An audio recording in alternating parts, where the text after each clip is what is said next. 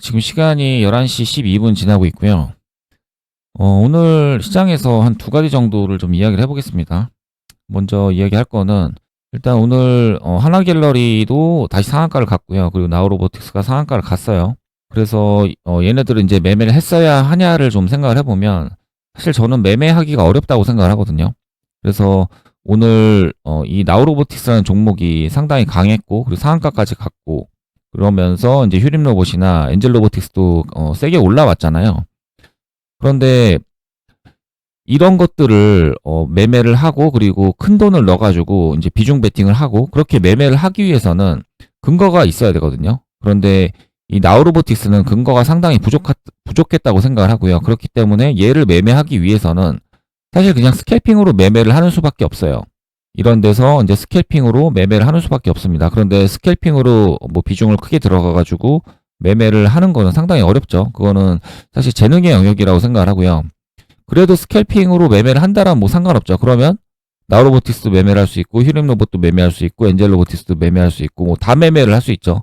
하나갤러리도 매매할 수 있고 포스코 DX도 매매할 수 있고 그러니까 센 종목은 다 매매를 할 수 있는 거예요. 스캘핑으로 많이 매매를 한다라면.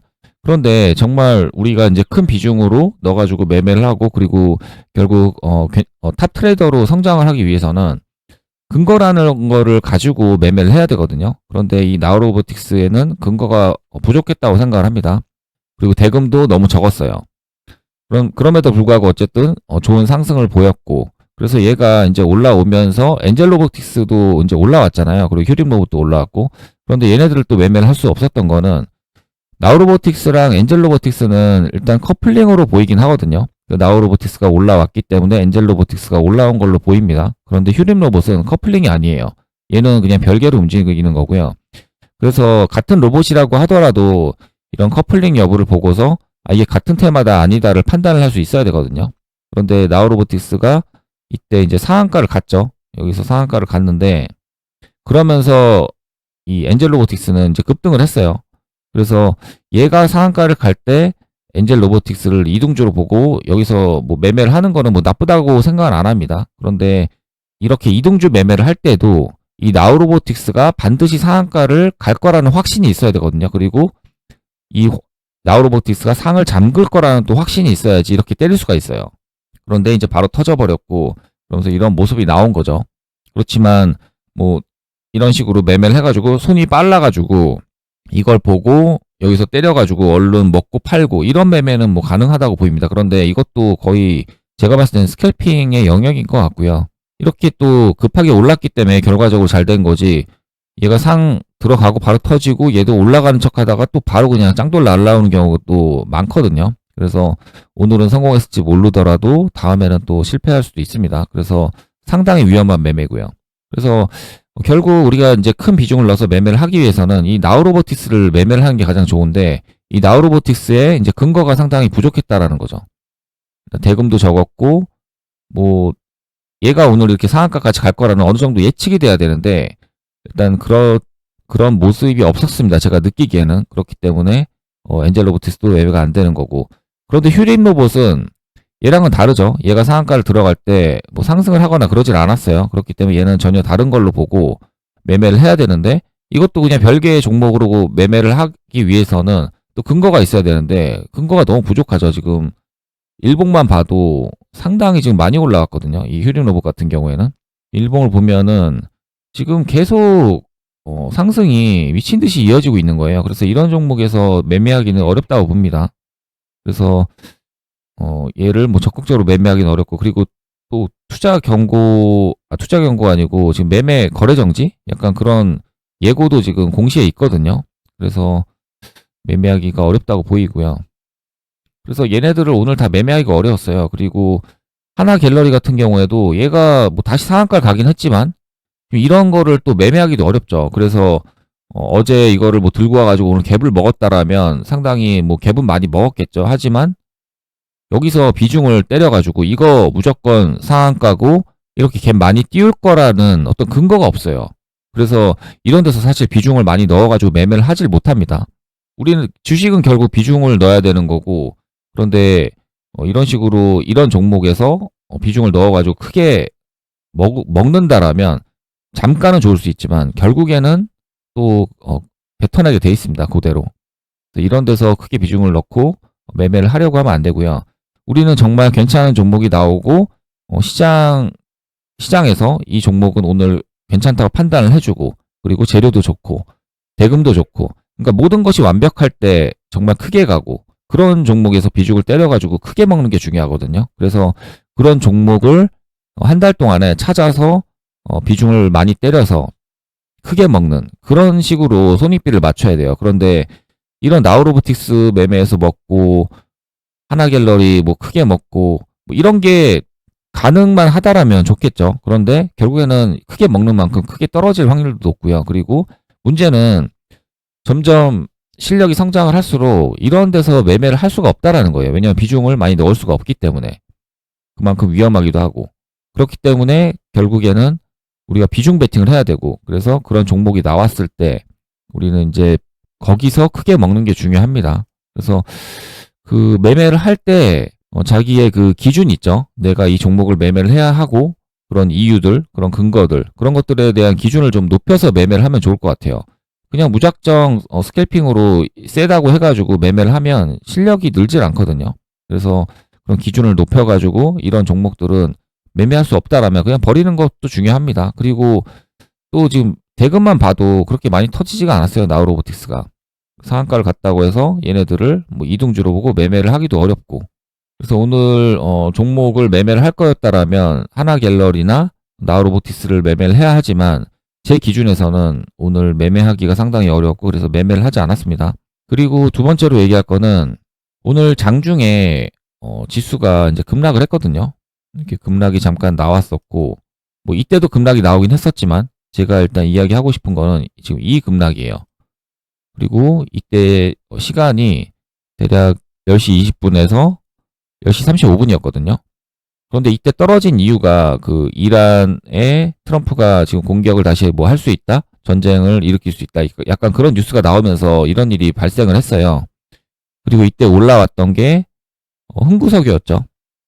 흥구석유가 올라왔는데 보면은 이때 이 시간이죠. 10시 30분. 10시 33분이니까 33분 대략 이 정도에서 이제 급등이 나왔네요. 흥구석유가. 그리고 흥구석유가 급등이 나왔지만 이제 이때 속지 않을 수 있었던 거는 사실 미국 선물이 급락을 하지도 않았었고요. 그리고 석유 가격이 뭐 WTI나 그런 가격들이 움직임이 없었어요. 그렇기 때문에 이 급락 때문에 흥구석유가 오르긴 했지만 그 석유값의 변동이 없었고 그리고 그런 뉴스 때문에 뭐 떨어진다라고 보였지만 그런 뉴스 때문에 떨어지는 게 아니라고 생각을 할 수 있었거든요. 그래서 그런 식으로 떨어지게 되면은 이때를 오히려 기회라고 생각을 하고 매매를 또 할 수가 있습니다. 그래서 그냥 뭐 이렇게 지수가 떨어진다고 해가지고 무섭죠. 무섭긴 하지만 더 떨어질 수도 있을 거고 그리고 지금 우리 이 코스피 지금 지수만 봐도 너무 높잖아요. 그래서 이제 급락을 하나라는 생각을 할 수도 있고요. 그런데 이런 떨어지는 이유가 그런 어떤 국제 상황 그런 거를 우리는 이제 볼 수가 있잖아요. 인베스팅이나 이런 데서. 그래서 그런 걸 보고 있다가 문제가 없다라고 하면은 오히려 사는 기회로도 삼을 수 있습니다. 그래서 그 이야기를 좀 하고 싶어서 좀 이야기를 했고요.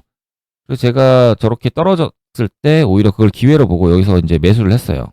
이때 시간이 38분, 39분인데 대략적으로 이때죠. 이제 올라올 때 돌리면서 올라올 때 이런 식으로 매수를 했습니다. 그래서 이 정도 관점으로 오늘 뭐 매매를 했고요. 그래서 이 두 가지 정도 좀 이야기를 해봤습니다. 이따가 또 뭔가 이야기할 게 있으면은 또 영상 찍어 보겠습니다. 지금 시간이 3시 35분 지나고 있습니다. 장은 종료됐고요. 오늘 상당히 장이 강했어요. 그리고 뭐 포스코 DX라든지 나우로보틱스 그리고 하나갤러리 뭐 이렇게 좋게 이제 상승을 했고요.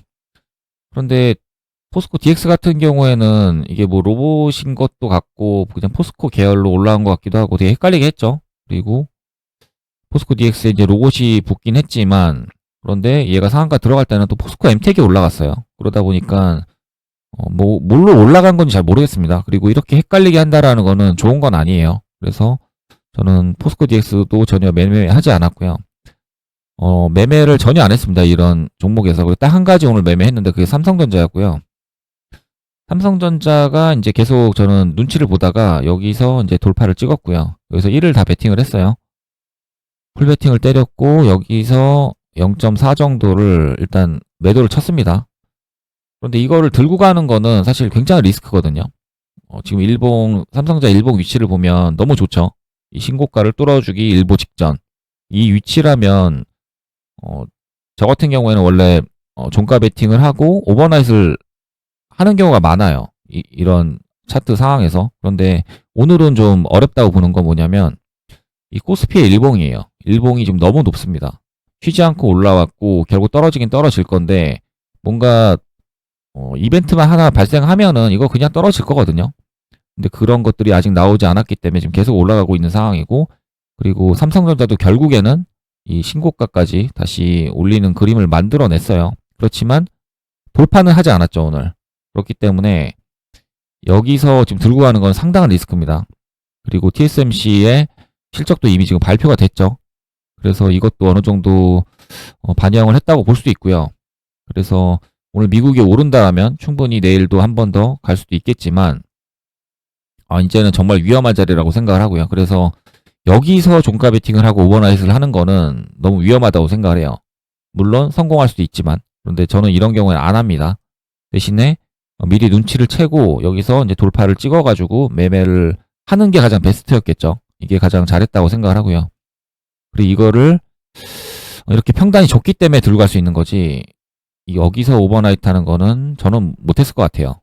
그리고 그 외에 뭐 오후에도 올라온 종목이 없었기 때문에 뭐 셌던 종목들은 많지만 다른 것들은 볼 필요가 없었고 삼성전자를 매매를 했으면은 가장 잘한 것 같아요. 자, 오늘 영상은 여기까지 하겠습니다.